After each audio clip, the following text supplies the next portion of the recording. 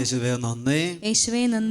പ്രിയപ്പെട്ട സഹോദരങ്ങളെ, ഷക്കീന ചാനലിലൂടെ ദയാസാഗർ പ്രോഗ്രാമിൽ പങ്കെടുക്കാൻ വേണ്ടി ദൈവമായ കർത്താവ് ഒരുമിച്ച് കൂട്ടിയിരിക്കുന്ന ഏവർക്കും യേശുക്രിസ്തുവിൻ്റെ നാമത്തിൽ എല്ലാവിധ അനുഗ്രഹങ്ങളും അഭിഷേകങ്ങളും ആശംസിക്കുന്നു.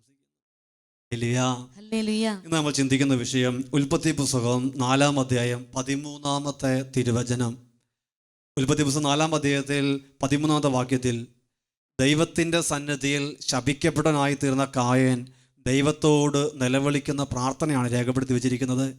വചനപ്രകാരം പഠിപ്പിക്കുന്നു, കായൻ കർത്താവിനോട് പറഞ്ഞു, എനിക്ക് വഹിക്കാവുന്നതിലും വലുതാണ് ഈ ശിക്ഷ. ഹല്ലേലൂയ. കായൻ കർത്താവിനോട് പറഞ്ഞു, എനിക്ക് വഹിക്കാവുന്നതിലും വലുതാണ് ഈ ശിക്ഷ. പ്രിയപ്പെട്ട സഹോദരങ്ങളെ, ഇന്ന് ഈ ശുശ്രൂഷയിൽ പങ്കെടുത്തുകൊണ്ടിരിക്കുന്ന അനേകം വ്യക്തികളുടെ ജീവിതത്തിൽ തൻ്റെ ജീവിതത്തിൽ താങ്ങാൻ പറ്റാത്ത വിധത്തിൽ വേദനയുടെ അനുഭവത്തിലൂടെ കടന്നു പോകുന്ന അനേകരുണ്ടെന്ന് കർത്താവ് വെളിപ്പെടുത്തുന്നു. രോഗത്താൽ ക്ലേശിക്കുന്നവർ, കടബാധിത ബുദ്ധിമുട്ടുന്നവർ, കുടുംബത്തിൽ തകർച്ചയിലൂടെ മുന്നോട്ട് പോകുന്നവർ, ജോലി മേഖലയിൽ ഉപജീവന മാർഗത്തിൽ കഷ്ടതയോടെ കടന്നു പോകുന്നവർ, ഏത് മേഖലയിൽ കഷ്ടത അനുഭവിക്കുന്നവരാണെങ്കിലും പ്രിയപ്പെട്ടവരെ, കായേൻ്റെ പ്രാർത്ഥന നമുക്ക് ഒരു മാതൃകയാണ്. കായൻ ദൈവസന്നിധിയിൽ പ്രാർത്ഥിക്കുന്നതിൻ്റെ പശ്ചാത്തലം ഇപ്രകാരമാണ്. ദൈവസന്നിധിയിൽ കായേനും ആബേലും ബലിയർപ്പിക്കാൻ വേണ്ടി പോയി. ആബേലിൻ്റെ ബലി ദൈവം സ്വീകരിച്ചു, കായൻ്റെ ബലി ദൈവം തിരസ്കരിച്ചു. ഈ സാഹചര്യത്തിൽ സഹോദരനോട് അസൂയ തോന്നി അവസാനം സഹോദരനായ ആബേലിനെ വധിക്കുന്ന കായൻ്റെ മേൽ ദൈവമായ കർത്താവ് ശാപം അയക്കുകയാണ്. ഉൽപ്പത്തിയുടെ പുസ്തകത്തിൽ 4-ാം അധ്യായത്തിൽ 11-12 വാക്യങ്ങളിലാണ് നമ്മളിത് വായിക്കുന്നത്. വചനപ്രകാരം പഠിപ്പിക്കുന്നു, നിന്റെ കയ്യിൽ നിന്ന് നിന്റെ സഹോദരൻ്റെ രക്തം കുടിക്കാൻ വായ് പിളർന്ന ഭൂമിയിൽ നീ ശപിക്കപ്പെട്ടവനായിരിക്കും. ഹല്ലേലൂയ.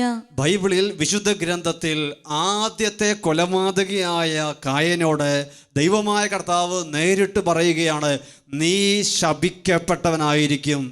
നീ ശപിക്കപ്പെട്ടവനായതുകൊണ്ട് നിന്റെ ജീവിതത്തിൽ വരുന്ന പ്രത്യാഘാതം ഇതാണ്, നീ കൃഷി ചെയ്യുമ്പോൾ മണ്ണ് നിനക്ക് ഫലം നൽകുകയില്ല. 2, നീ അലഞ്ഞു തിരിയുന്നവനായിരിക്കും. ദൈവത്താൽ ശപിക്കപ്പെട്ട ഒരു വ്യക്തിയുടെ ജീവിതത്തിൽ ഉണ്ടാകുന്ന 2 പ്രത്യാഘാതമാണ്. ഒന്ന്, അവൻ്റെ ഉപജീവന മാർഗത്തിൽ അവന് അഭിവൃദ്ധി ഉണ്ടാകില്ല. അത് അവന് കണ്ണുനീരിന്, വേദനയ്ക്ക്, ദുഃഖത്തിന് കാരണമായി തീരും. 2ാമത്തെ കാര്യം, അവൻ അലഞ്ഞു തിരിയുന്നവനായിരിക്കും. ജീവിതത്തിൽ സന്തോഷമില്ല, സമാധാനമില്ല, സ്വസ്ഥതയില്ല.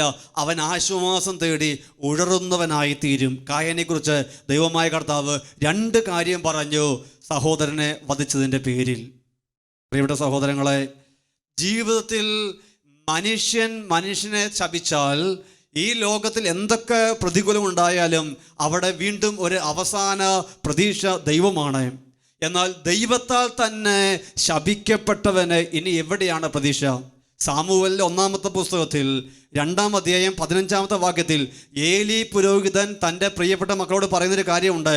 മക്കളെ, മനുഷ്യനോട് പാപം ചെയ്താൽ ദൈവം അവന് വേണ്ടി മധ്യസ്ഥം വഹിക്കും.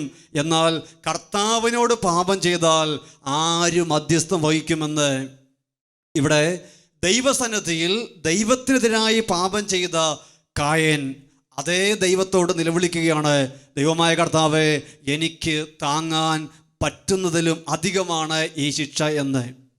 കായൻ്റെ ജീവിതത്തിൽ ഈ പ്രത്യാഘാതം വരുന്നതിന് മുമ്പ് കായൻ്റെ ജീവിതത്തെ നിരീക്ഷിക്കുമ്പോൾ വ്യത്യസ്ത രീതിയിലുള്ള ലംഘനങ്ങൾ, അവിശ്വസ്തകൾ നമുക്ക് കാണാൻ വേണ്ടി പറ്റും. ഉൽപ്പത്തിയുടെ പുസ്തകത്തിൽ 4-ാം അധ്യായത്തിൽ 3-ാമത്തെ വാക്യത്തിൽ നമ്മൾ കാണുന്നു, കായേൻ ഉചിതമായി ബലി അർപ്പിക്കാത്തവനാണ്.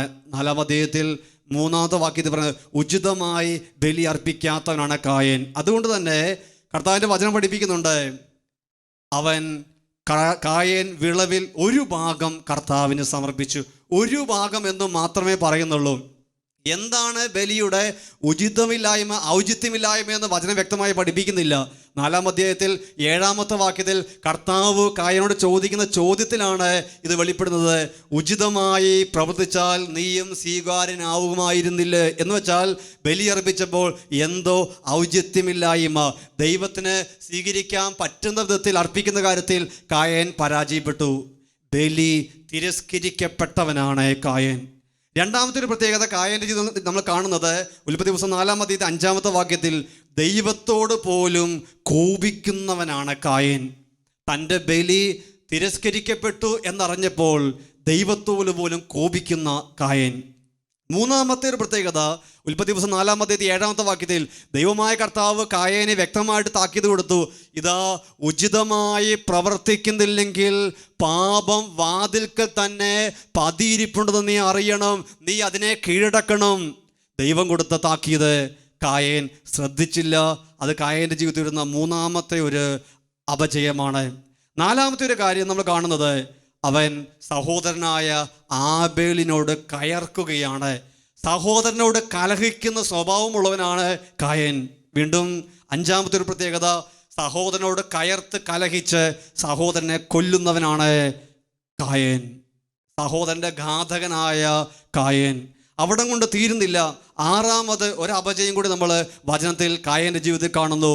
ദൈവമായ കർത്താവ് ചോദിച്ചു, നിന്റെ സഹോദരൻ കായൻ എന്തിയെന്ന് ചോദിച്ചപ്പോൾ അവൻ പറഞ്ഞു, എനിക്ക് അറിഞ്ഞുകൂടാ. സ്വന്തം സഹോദരനെ വധിച്ച കായൻ ദൈവത്തോട് പറഞ്ഞാണ്, എനിക്ക് അറിഞ്ഞുകൂടാ എന്ന്. ദൈവത്തോട് പോലും കള്ളം പറയാൻ മടിയില്ലാത്ത വ്യക്തിയായി തീർന്നു കായൻ. അവിടെ കൊണ്ട് അവൻ അവസാനിപ്പിക്കുന്നില്ല അവൻ്റെ അപജയം. 7-ാമത്തെ ഒരു പ്രത്യേകത കൂടെ ഉണ്ട്. നിന്റെ സഹോദരൻ എന്ത് ചെയ്യുമെന്ന് ചോദിക്കുമ്പോൾ സഹോദരൻ്റെ കാവൽക്കാരനാണോ ഞാനെന്ന് ചോദിച്ച് ദൈവത്തോട് പോലും തർക്കിക്കാൻ മുതിരുന്ന കായൻ. ബലിയർപ്പണത്തിൽ ഉചിതമായി ബലിയർപ്പിക്കാതെ ദൈവത്തിന് കൊടുക്കേണ്ട ആരാധനയിലും ദൈവത്തിന് കൊടുക്കേണ്ട മഹത്വത്തിലും വേണ്ട വിധത്തിൽ ശ്രദ്ധ കൊടുക്കാത്ത വ്യക്തി അവിടെ നിന്ന് ദൈവത്തോട് പോലും കോപിക്കുന്ന, തർക്കിക്കുന്ന, സഹോദരനോട് കലഹിക്കുന്ന, പാപത്തിന് മേൽ പാപം കുന്നുകൂട്ടുന്ന വ്യക്തിയായി തീർന്നു. അതിനുശേഷമാണ് ദൈവമായ കർത്താവ് പറഞ്ഞത്, നീ ശപിക്കപ്പെട്ടവനായിരിക്കുമെന്ന്. Hallelujah, hallelujah. സ്വന്തം ജീവിതത്തിൽ പാപത്തിന്റെ പ്രത്യാഘാതം പേറുന്നവനാണ് ഈ കായൻ. അവൻ്റെ മേൽ ഈ ശാപം വരാനുള്ള യോഗ്യത അവന് ഉണ്ട്, യാതൊരു സംശയവുമില്ല.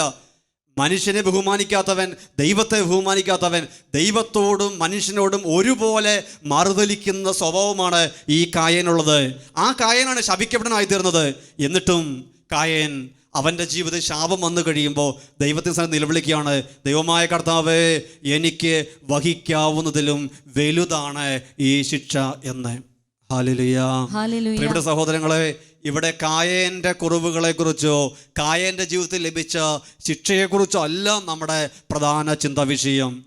ദൈവത്താൽ ശപിക്കപ്പെട്ട കായൻ ദൈവസന്നിധിയിൽ കർത്താവേ, എനിക്ക് താങ്ങാവുന്നതിലും വലുതാണ് ഈ ശിക്ഷ എന്ന് നിലവിളിച്ചപ്പോൾ ഈ കായനോട് ദൈവമായ കർത്താവ് പറയുന്ന മറുപടിയാണ് നമുക്ക് ആശ്വാസം നൽകുന്നത്. ഉൽപ്പത്തി പുസ്തകം 4-ാം അധ്യായത്തിൽ 15 മുതൽ വാക്യങ്ങളിൽ കർത്താവ് കായനോട് പറഞ്ഞു, ഒരിക്കലുമില്ല, കായനെ കൊല്ലുന്നവൻ്റെ മേൽ 7 ഇരട്ടിയായി ഞാൻ പ്രതികാരം ചെയ്യും. ആരും കായനെ കൊല്ലാതിരിക്കാൻ കർത്താവ് അവൻ്റെ മേൽ ഒരടയാളം പതിച്ചു. Hallelujah, hallelujah. നീതിമാനായ ദൈവസന്നിധിയിൽ ഉചിതമായി പ്രവർത്തിച്ച ആബേലിൻ്റെ മേൽ പോലും ഇതുപോലത്തെ ഒരു അടയാളം ദൈവമായ കർത്താവ് പതിച്ചിട്ടില്ല. എന്നാൽ സഹോദരനോട് കോപിച്ച് സഹോദരനെ വധിച്ച, സഹോദരനോട് കയർക്കുന്ന, ദൈവത്തോട് പോലും കയർക്കുന്ന, ദൈവത്താൽ ശപിക്കപ്പെട്ടവൻ ദൈവമായ കർത്താവ്, എനിക്ക് താങ്ങാവുന്നതിലും വലുതാണ് ഈ ശിക്ഷ എന്ന് നിലവിളിച്ചപ്പോൾ അവൻ്റെ മേൽ അവൻ്റെ നിലവിളി കേട്ട് അവനെ ആരും വധിക്കാതിരിക്കാൻ വേണ്ടി ഒരു മുദ്രയിടുന്ന ദൈവമാണ് നമ്മുടെ ദൈവം. Hallelujah, hallelujah. ഇത് ദൈവത്തിൻ്റെ കരുണയാണ്. ഈ ചെറിയ ഒരു രൂപം പോലും നശിച്ചു പോകുവാൻ എൻ്റെ സ്വർഗസ്ഥനായ പിതാവ് ആഗ്രഹിക്കുന്നില്ല എന്ന് പറഞ്ഞ കർത്താവ് കായൻ ദൈവസന്നിധിയിൽ പാപം ചെയ്തെങ്കിലും ആ ദൈവത്തിൻ്റെ കരുണയ്ക്ക് വേണ്ടി നിലവിളിച്ചപ്പോൾ, ആ ദൈവസന്നിധിയിൽ ഭയപ്പെട്ട് അവൻ നെടുവീർപ്പെട്ടപ്പോൾ ആ കായന് വേണ്ടി പോലും മുദ്രയിടാൻ വേണ്ടി കരുണ കാണിക്കുന്ന ഒരു ദൈവത്തെ വിശുദ്ധ ഗ്രന്ഥം ഉൽപ്പത്തി പുസ്തകം മുതലേ നമ്മുടെ മുൻപിൽ വെളിപ്പെടുത്തുകയാണ്. ഹല്ലേലൂയ. പുതിയ നിയമത്തിൽ യേശുവിലൂടെയോ അപ്പോസ്തലന്മാരിലൂടെയുള്ള വെളിപ്പെടുത്തലല്ല. പഴയ നിയമത്തിൽ ഉൽപ്പത്തി പുസ്തകത്തിൽ തന്നെ ദൈവം തൻ്റെ അനന്തമായ കരുണയെക്കുറിച്ച് നമ്മുടെ മുമ്പിൽ വെളിപ്പെടുത്തുകയാണ് കായനോടുള്ള ദൈവത്തിൻ്റെ ഈ ഒരു പ്രതികരണം വഴി. Hallelujah, hallelujah. അതുകൊണ്ട് പ്രിയപ്പെട്ടവരെ, ജീവിതത്തിൽ ആത്മീയ മേഖലയിലാണെങ്കിലും ഭൗതിക മേഖലയിലാണെങ്കിലും ഏത് സാഹചര്യത്തിലാണെങ്കിലും ശാപം പേറുന്ന വ്യക്തികളുണ്ടെങ്കിൽ, അപജയത്തിലൂടെ കടന്നു പോകുന്ന വ്യക്തികളുണ്ടെങ്കിൽ അവർ കർത്താവിൻ്റെ സന്നിധിയിൽ നിലവിളിക്കുക. നിലവിളി കേൾക്കുന്നതാണ് നമ്മുടെ ദൈവം. എത്ര അപജയത്തിലൂടെ കടന്നു പോകുന്ന വ്യക്തിയാണെങ്കിലും ആ വ്യക്തിക്ക് വേണ്ടി കൃപ ചൊരിയാൻ കാത്തിരിക്കുന്നതാണ് നമ്മുടെ ദൈവം. കായൻ്റെ മേൽ മുദ്രയിട്ട് അവന് സംരക്ഷണം കൊടുക്കാൻ വേണ്ടി മനസ്സ് കാണിക്കുന്ന ദൈവം ഇന്ന് ഈ ശുശ്രൂഷയെ പങ്കെടുത്തുകൊണ്ട് ലോകത്തിൻ്റെ വ്യത്യസ്ത ദിക്കുകളിലായിരുന്ന് ഈ വചന ശുശ്രൂഷ പങ്കെടുത്ത ദൈവമക്കൾ ഏത് അവസ്ഥയിലുള്ള വ്യക്തിയാണെങ്കിലും, ആത്മീയമായിട്ടാണെങ്കിലും ഭൗതികമായിട്ടാണെങ്കിലും തകർച്ചയുടെ അനുഭവങ്ങൾ കർത്താവിന് കൊടുത്ത്, കർത്താവേ എന്നോട് കരുണയായിരിക്കണമേ നിലവിളിച്ചാൽ ആ വ്യക്തിക്ക് വേണ്ടി, ആ കുടുംബത്തിന് വേണ്ടി, ആ ദേശത്തിന് വേണ്ടി, ആ കൂട്ടായ്മയ്ക്ക് വേണ്ടി കർത്താവ് കരുണ ചൊരിയും. അതവിടുത്തെ വാഗ്ദാനമാണ്. ഇതിനെക്കുറിച്ച് വിശുദ്ധ മരിയ ഫൗസ്റ്റീന ഡയർ ഗ്രൂപ്പിൽ 1275 പാരഗ്രാഫിൽ വിശുദ്ധിയോട് കർത്താവ് ഇപ്രകാരം പറഞ്ഞു: നീതിമാന്മാരോട് എന്നതിനേക്കാൾ ഞാൻ പാപികളോട് കൂടുതൽ കാരുണ്യം പ്രദർശിപ്പിക്കും. അവർക്ക് വേണ്ടിയാണ് സ്വർഗത്തിൽ നിന്ന് ഞാൻ ഇറങ്ങി വന്നത്. അവർക്ക് വേണ്ടിയാണ് ഞാൻ എൻ്റെ രക്തം ചിന്തിയത്. എൻ്റെ അടുക്കൽ വരുവാൻ അവർ ഒട്ടും ഭയപ്പെടേണ്ട ആവശ്യമില്ല. ഹല്ലേലൂയ. വീണ്ടും വിശുദ്ധ മരിയ ഫൗസ്റ്റീന ഡയർ ഗ്രൂപ്പിൽ 1396 പാരഗ്രാഫിൽ ഈശോ വിശുദ്ധയോട് പറഞ്ഞു: പാപികൾ എൻ്റെ കരുണ മനസ്സിലാക്കിയിരുന്നെങ്കിൽ ഇത്രയും അധികം പേർ നശിച്ചു പോവുകയില്ലായിരുന്നു. പാപികളായ ആത്മാക്കളോട് എൻ്റെ അടുക്കൽ വരുവാൻ അല്പം പോലും ഭയപ്പെടേണ്ടതില്ലെന്ന് പറയുക. എൻ്റെ ഉന്നതമായ കരുണയെപ്പറ്റി അവരോട് സംസാരിക്കുക. ഹല്ലേലൂയ. ഇവിടെ വിശുദ്ധ ഗ്രന്ഥം നമ്മുടെ മുമ്പിൽ വെക്കുന്ന സദ്വാർത്ത സകല പാപികളോടും കരുണ കാണിക്കാൻ വേണ്ടി കാത്തിരിക്കുന്ന ദൈവത്തെക്കുറിച്ചാണ്. അത് പഴയ നിയമത്തിലും പുതിയ നിയമത്തിലും നിലവിളിക്കുന്നതിൻ്റെ മേൽ കരുണ ചൊരിയുന്ന കർത്താവ്, നിലവിളിക്കുന്നതിൻ്റെ മേൽ തൻ്റെ മുദ്രയിടുന്ന ദൈവം, തന്നെ വിളിച്ചപേക്ഷിക്കുന്നതിൻ്റെ മേൽ തൻ്റെ അനന്തമായ കാരുണ്യം വർഷിക്കുന്ന കർത്താവ്, ആ ദൈവമാണ് നമ്മുടെ രക്ഷ. ആ ദൈവത്തിലാണ് നമ്മുടെ ആശ്രയം. ആ കർത്താവിലാണ് നമ്മുടെ പ്രത്യാശ. അതുകൊണ്ട് ഈ ശുശ്രൂഷ പങ്കെടുക്കുന്ന ഓരോ ദൈവമക്കളും ജീവിതത്തിൻ്റെ ആത്മീയവും ഭൗതികമായ ഓരോ മേഖലകളും സ്വന്തം ജീവിതത്തിലെയും കുടുംബത്തിലെ ശുശ്രൂഷ മേഖല അവസ്ഥകൾ കർത്താവിന് കൊടുത്ത് അവിടുത്തെ കൃപയ്ക്ക് വേണ്ടി നമുക്ക് പ്രാർത്ഥിക്കാം.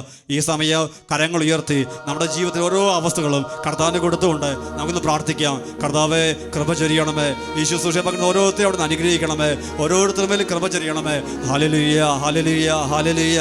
യേശുവേ, യേശുവേ, യേശുവേ, യേശുവേ, യേശുവേ ആരാധന, യേശുവേ ആരാധന, യേശുവേ ആരാധന. ഹല്ലേലൂയ. യേശുവേ നന്ദി, യേശുവേ സ്തോത്രം. Hallelujah, hallelujah.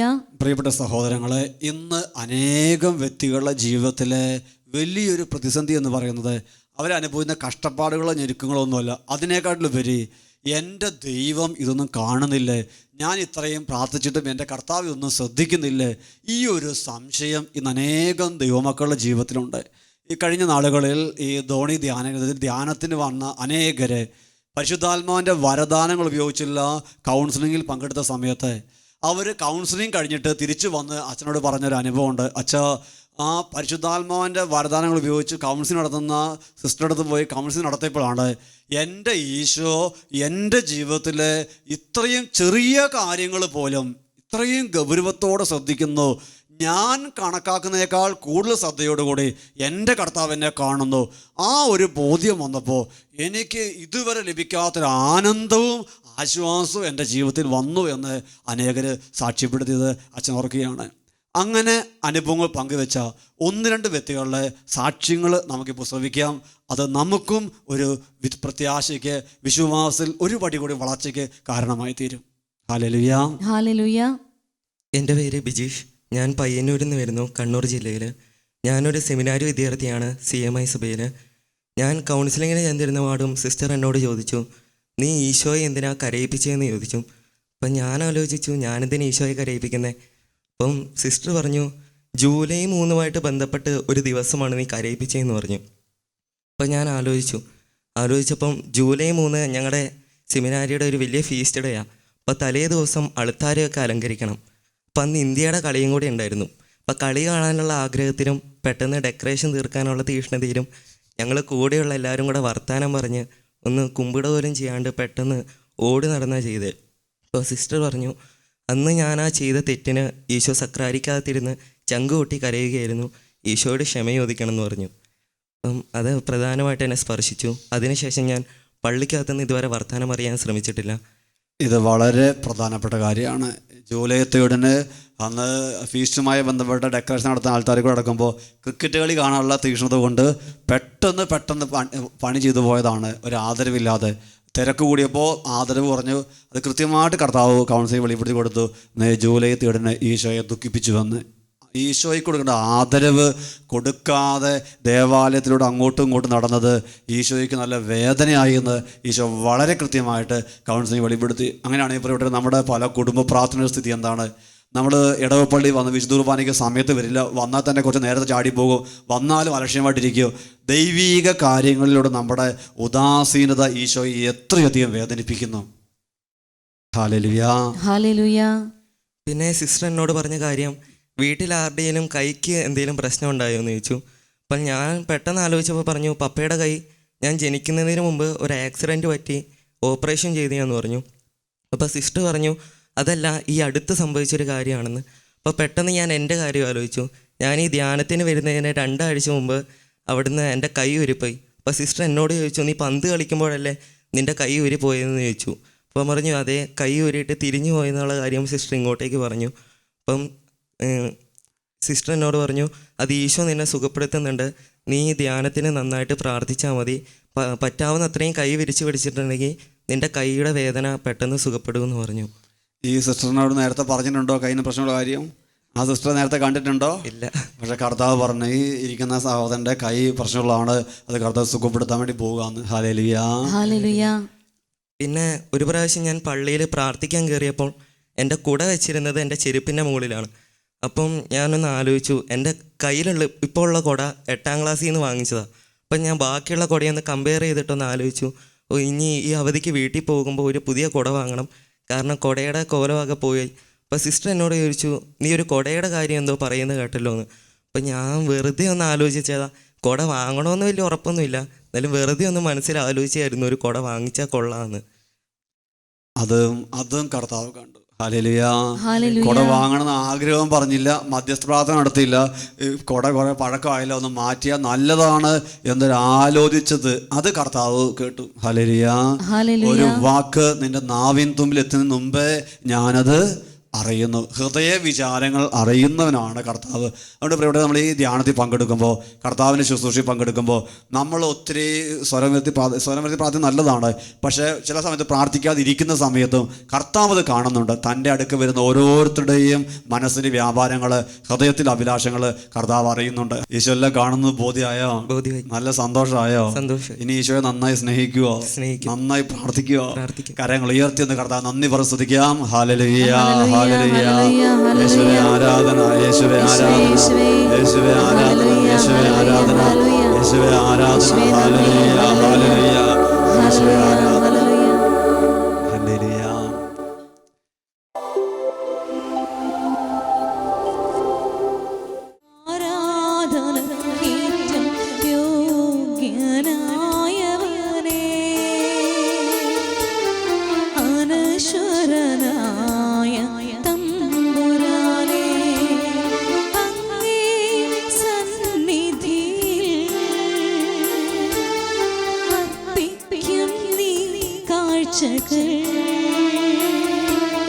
അവിരാമം ഞങ്ങൾ പാടാം ആരാധന, ആരാധന നാഥ, ആരാധന,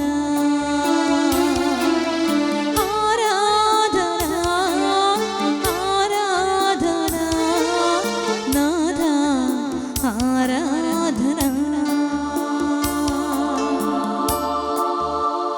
കർത്താവിൻ്റെ സന്നിധിയിൽ ഈ ശുശ്രൂഷ പങ്കെടുക്കുന്ന എല്ലാ ദൈവമക്കളും ഈ സമയം ജീവിതത്തിലെ എല്ലാ നിയോഗങ്ങളെയും കർത്താവിൻ്റെ കരുണയുള്ള കരങ്ങളിലേക്ക് സമർപ്പിക്കാം.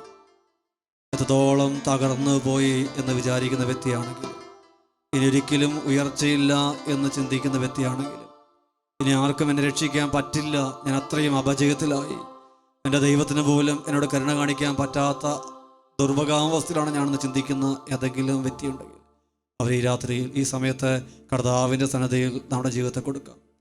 നമ്മുടെ ജീവിതത്തിൽ ഉത്കണ്ഠകൾ കർത്താവിന് കൊടുക്കാം. ശരീരത്തിൻ്റെ രോഗങ്ങൾ കർത്താവിന് കൊടുക്കാം. മനസ്സിൻ്റെ ഉത്കണ്ഠകൾ കർത്താവിന് കൊടുക്കാം. ആത്മീയ ജീവിതത്തിലെ ഇരുണ്ടറയുടെ അനുഭവങ്ങൾ, വരൾച്ചയുടെ മരുഭൂമിയുടെ അനുഭവങ്ങൾ കർത്താവിന് കൊടുക്കാം. എത്ര പ്രാർത്ഥിച്ചിട്ടും പ്രാർത്ഥന കേൾക്കുന്നില്ലല്ലോ എന്നുള്ള പരാതി ഏതെങ്കിലും ഹൃദയങ്ങളുണ്ടെങ്കിൽ ഇന്ന് കർത്താവിന് നമുക്ക് പ്രാർത്ഥിക്കാം. കർത്താവെ, തകർന്ന ഹൃദയങ്ങളെ അവിടുന്ന് കാണണമേ, മനസ്സിൻ്റെ നൊമ്പരങ്ങൾ അവിടുന്ന് അറിയണമേ, ജീവിതത്തിൻ്റെ അപജയങ്ങളിലേക്ക് കർത്താവെ ഇന്ന് അവിടുന്ന് ഇറങ്ങി വരണമേ. കായെ നിലവിളിച്ചതുപോലെ ഞങ്ങൾ പ്രാർത്ഥിക്കുന്നു. ഞങ്ങൾക്ക് താങ്ങാൻ പറ്റാത്ത വിധം ഭാരത്തിലൂടെ, ഉത്കണ്ഠയിലൂടെ കർത്താവെ ഞങ്ങൾ കടന്നു പോവുകയാണ്. ഞങ്ങളുടെ മേൽ കരുണയായിരിക്കണമേ, ഞങ്ങളുടെ കുടുംബങ്ങളുടെ മേൽ കരുണയായിരിക്കണമേ കർത്താവേ. അറിയാതെ ചെയ്തൊരു അപരാധമൊക്കെയും മറന്നിടണേ എൻ്റെ കരുണാമയ. അറിയാതെ ചെയ്തൊരു അപരാധമൊക്കെയും മറന്നിടണേ എൻ്റെ കരുണാമയ. പാപത്തിന്നാഴിയിൽ വീഴാതെ എന്നെ നീ കാത്തിടണേ എൻ്റെ കാരുണ്യമേ. കാത്തിടണേ എൻ്റെ കാരുണ്യമേ. കർത്താവേ, കരുണയായിരിക്കണമേ. കരുണയുള്ള ദൈവമേ, കനിവ് തോന്നണമേ. പാപിയാണെങ്കിലും അലിവ് തോന്നണമേ. ഈ ശുശ്രൂഷപ്പെടുന്ന എല്ലാ ദൈവമക്കളും ഇപ്പോൾ ജീവിതത്തിൽ ഏത് സ്ഥലത്താണെങ്കിലും രണ്ട് കരങ്ങളും കർത്താവിലേക്ക് ഉയർത്തിപ്പിടിച്ച് ദിവ്യകാരുണ്യ ഈശോയുടെ ആശീർവാദം നൽകപ്പെടുന്ന സമയം ആത്മീയവും ഭൗതികമായ മേഖലയിൽ കർത്താവിൻ്റെ ശക്തി വെളിപ്പെടാൻ ആഗ്രഹിച്ച് കായേൻ്റെ മേൽ മുദ്രയിട്ട കർത്താവ് എൻ്റെ ജീവിതത്തിലും ഇന്നും മുദ്രയിടുന്ന വിശ്വാസത്തോടു കൂടി കരങ്ങൾ ഉയർത്തി മനസ്സ് തുറന്ന് കർത്താവിനെ സ്തുതിച്ച് അവിടുത്തെ ആശീർവാദം സ്വീകരിക്കുക. ഹല്ലേലൂയ. ഈശോയെ